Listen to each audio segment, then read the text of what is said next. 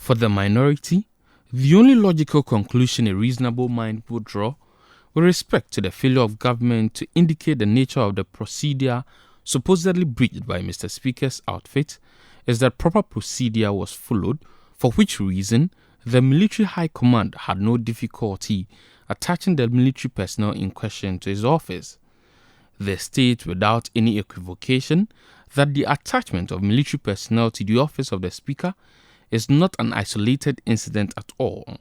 For them, members of the executive branch of government, other than the President and Vice President, who are below the Speaker of Parliament in terms of status and rank as provided for in the Constitution, have at various times had soldiers attached to their offices. They cite the current Attorney General and Minister for Justice as an example.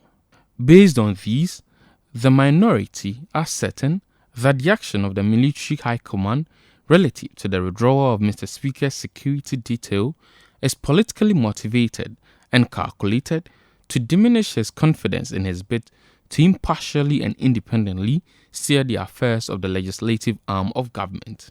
But in a statement, the majority indicated that the police protection for Right Honourable Alban Bagbin has always been in place. They indicate that he has 4 police officers in his known residence and also has 3 police officers in his secretariat, as well as 5 other policemen in and around the Speaker's office block.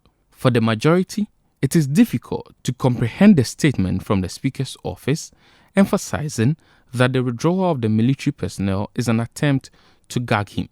According to the majority, speakers are supposed to be neutral umpires or referees in Parliament. They believe the Speaker is supposed to listen to members in silence and not participate in debates.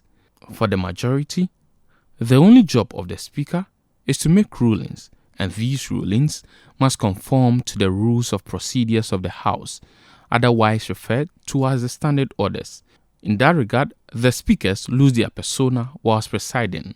The majority are therefore questioning the sort of voice Mr. Speaker is suggesting to be muted or gagged. They allege that the Minister for Defence has on several occasions availed the Casa airplane and helicopters to carry the Speaker to his region and home village.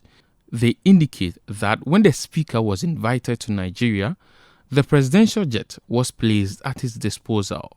The majority say these facilities have not been accorded to previous speakers, and it does appear to them that Right Honourable Alban Bagbin is unappreciative of these gestures from the state.